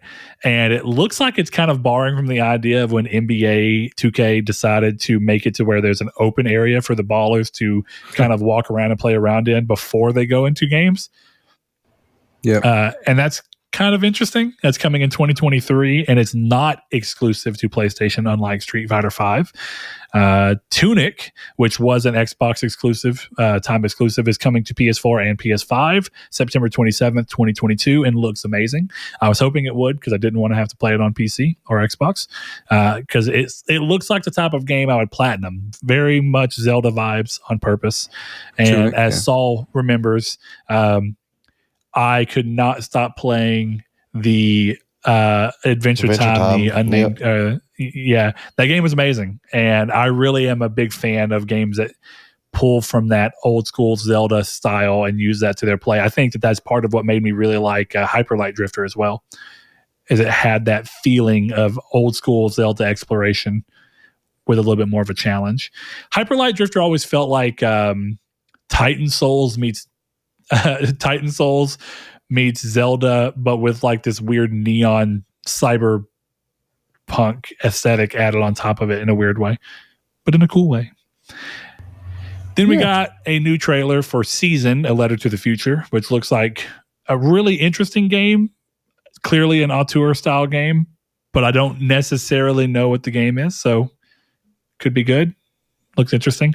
And then a final Fantasy 16 to round things off with a summer 2023 release date, or release window rather, pegged, which means that the rumor going around that Final Fantasy 16 was ready for this year, or if it got ready for this year, they would delay Forspoken, is unlikely to be the case.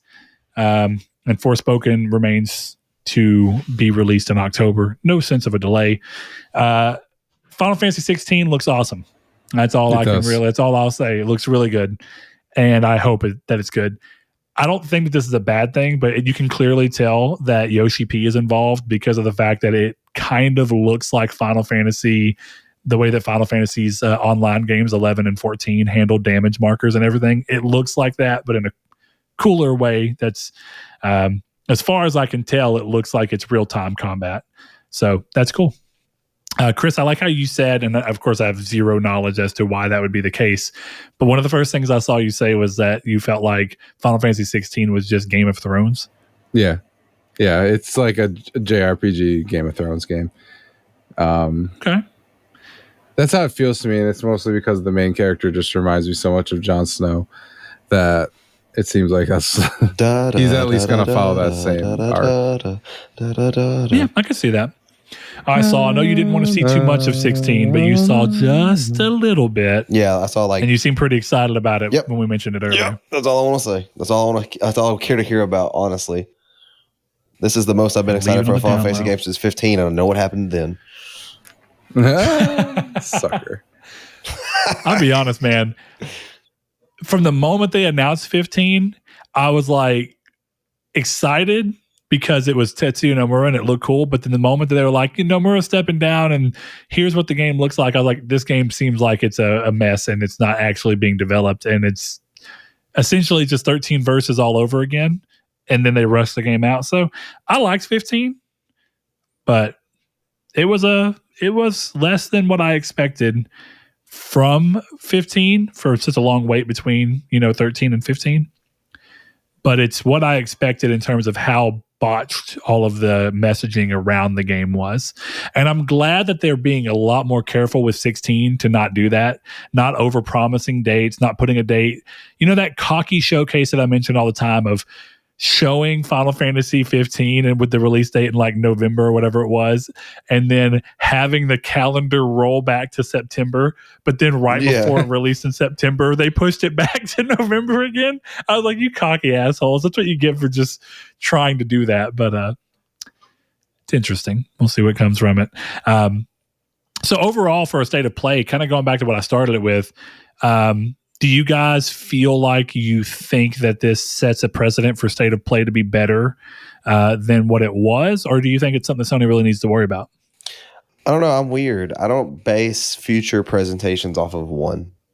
I never have. I think that's fair. So I know that the next one may be hit or miss.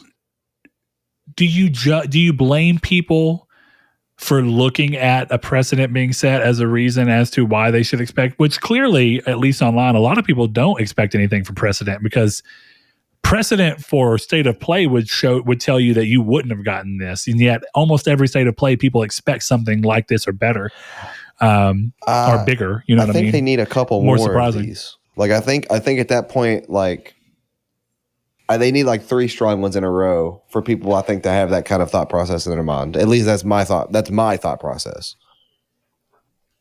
So you form a correlation with something when you've seen it happen consistently. Yeah, that's when I start getting excited for like, okay, there could be some big stuff here that I care about. I think I agree with that for myself, but when I say the precedent's been set, I really mean for the very vocal online, who knows how big the actual group of people is, but for the very vocal people who act like state of plays are just awful because they don't bring anything big to the table. I think swinging this hard or this high above what a state of play usually is enough for them to start pointing to this as, why isn't this state of play as good as that one? When before, Sony had a pretty easy answer whether they choose to ever employ it or not, of none of our state of plays have been that. We've always told you what to expect and delivered on what we set out with these state of plays. And now that's kind of been thrown out of the window to where somebody can say, well, you did it that one time, why can't you do it again? And Sony doesn't have exactly the same answer. Now, they could go towards the diplomatic answer of what you said of, well, every state of play is different and you can't expect something just because of the last one. Yeah. But if nothing else, I think the thing I expect to see between these is that this was the first state of play in a long time where Sony wasn't hyper specific about what was going to be in it. They said that it would be third party and that it would include VR, but they didn't say anything more. And almost every other state of play has been like, hey, we're going to look at a couple of indie games and we're going to show you everything that you need to know about Gran Turismo 7. Hey, we're going to show you a couple of indie games, a couple of updates on a couple of VR titles for PSVR, and we're going to show you Ghost of Tsushima. And they tell you every bit of that up front. And they really didn't do that as much this time. They didn't go, hey, this is going to be third-party games, but don't expect to see anything from Final Fantasy 15 or 16 here. They didn't do that. And I think that left room for you to have, like, they didn't tell me it wasn't going to be there. So it's not too surprising. So in the future, I expect for when they're not going to be like this, it's going to be that same old Sony wording of like, hey, there's going to be like 3 indie titles, and we're going to really hone in on what's changing with God of War Ragnarok, but don't expect to see anything else. And then when Sony wants to have a little more fun, they'll be a little more vague with it, like they have been here. Chris, you think you agree with that? I mean, Saul's kind of given his stance on it. What do you think about this state of play? I think it was a great state of play. I think it sets a precedent that you can expect more. I don't know that it sets a precedent that everything is going to be. That you must. Yeah. Yeah. Because, I think that's really just my take on it. Like, this was a really good one. And some of them are just going to be, hey, we've got these 3 anime indie games we got to talk about that no one's going to play, but they're there. You know what I mean? They've done shows like that where it's like, oh, here's Chia, which, looks fine, but I'm not going to play that. It does. Stuff like that. So I think this just sets a precedent that, yeah, maybe once in a while the shows can be more than we think they are, but for the most part, they're still the state of play, Yeah, I think the fervor around wanting state of plays to be bigger really shows how much and how hungry of a fan base Sony has, that they can expect that from something that Sony up until this point has always delivered smaller things on. Like, I've actually always appreciated that up until this moment, state of plays were more niche. And the downside to it is that they were more niche in terms of what they were showing and what they were showcasing, but they still got the same media attention and fan base attention because people love Sony so much and want so much Sony and PlayStation stuff that they go to each one of these expecting a bombshell, which I can kind of understand. And it goes to show how ravenous PlayStation fans are and why they support the platform as hard as they do. But I appreciated that I may watch a state of play and walk away thinking, well, there wasn't much for me there. But I appreciated that it was more focused around a smaller group of people and being like, look, we're really going to take this as an opportunity to showcase a game that we used to showcase during our indie parts of E3. And now we're going to spread that across the year and really highlight a few games and let you see what they're really about. And, you kind of used it, and I don't think you meant it in necessarily that way, but you kind of used it in the sense of these aren't big titles. These aren't games that we expect millions of PlayStation players to play. Mm-hmm. But for the 20,000 to 500,000 who want to play this game, we're going to really show you what this game is, and we're going to highlight this game and help this developer sell their vision. And they swing and miss sometimes, because I said I love Tribes of Midgard, and the state of play did not make me think that would be the case. No. But they at least tried to give the developer some kind of a platform or an opportunity to put their game out there. And I can say this: if it wasn't for that state of play, I probably wouldn't have even known Tribes of Midgard existed at all. Yeah. Up until it became a PS Plus game. So at least I knew it existed, and that's a big help, because knowing is half of being able to eventually go down the rabbit hole of buying a game. Is just being able to discover it. And that's a cool thing. So for me, I'm glad with where this one went. I think it was a good mix between a traditional state of play from just updates on things like Tunic and Season and Stray. But I liked what they showed and how they surprised with things like VR and Resident Evil being a complete surprise, and Marvel Spider-Man also being a complete surprise, which, to be fair, was first party. Yeah, true. Throwing that out there. It was kind of cool to see Nixus finally on something. I was like, I know those guys. Good for you. No, you're right. Spider-Man. So, I think the last thing, Chris, and this is going to be more aimed at you, just because I thought it was an interesting. It's a little tidbit at the end of this. Okay. And I wanted to look and see if it actually did show that. But there's a release date, and you had mentioned that. Were you alone in thinking that the release date for Walking Dead: Saints and Sinners meant that it more or less confirmed that we are getting VR this year? And I agree too. Like the way that it was shown, and that I don't think Sony would have. So I'm looking it up because I want to see the exact wording. That game is coming. So I did think that, but then I read more later. It came out that it's also coming to PSVR 1. Oh, so that version is probably coming out 2022 on that date. But the PSVR 2 version also exists. Exactly. Well, hold on. I don't see it on that. I see is among the games announced during the game will also be coming out on PC, Oculus Quest, and Oculus Quest 2. But I am curious now, because if that is the case, no, you're right. The PSVR version, will be expanded upon. Okay. All right. Yeah. And the PSVR version of the game, PSVR 2 version, will be coming next year. So, all right. Well, there we go. So it looks like it is indeed next year for PSVR 2, but that's okay. Gives them time to get things going and maybe show us more of those 20 launch titles. Which I do want to see. 20 launch titles is a great, 20 launch titles is a great number to hit. So I'm happy with that. I'm excited. So I guess at this point, would you guys agree that the best way to go towards the community's take for this episode is just to go out to the community and see what they thought of this state of play? I agree. Yeah. What did you guys think? Did you like it? Yeah. And do you agree that this sets a precedent or not for what you personally expect from a state of play? And if it's up that, or if you feel like Saul said, you kind of just let them come and show you what they're going to be and prove themselves in the moment rather than having a complete expectation. So we will get that put up as usual for you to be part of. And that'll go up. I think I'm going to start putting them up on Saturday so that there's 3 days for you guys to interact with that and catch it. Mondays during the week, people may have work and different things that catch them. So we're going to go for that. And we look forward to hearing your opinions on that in next week's episode. But I think that wraps it up here for episode 264. And I'm going to let Saul give us the outward bound runaround. Go ahead, buddy. Sure. So for those that have heard, as we said earlier in the podcast, you could find us on a couple different websites. You could find us over at Twitter at Triangle SQRD. You can find us on YouTube under the Nartec umbrella that we use. You can find us on most podcast services. I'll go ahead and say all podcast services at this point. If you happen to have a podcast service that you don't find us on, let us know and we'll get put on it.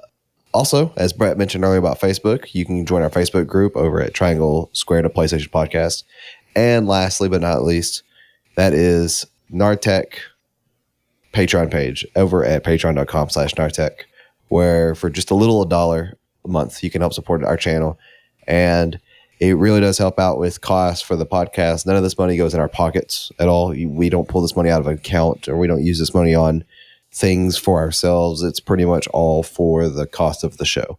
And for those that have ever tried to run a podcast, it's pretty expensive and it's costly if you want quality. So we love all of our Patreons. They get cool Discord names, and our Discord's, of course, always linked in the description below and across various websites as well.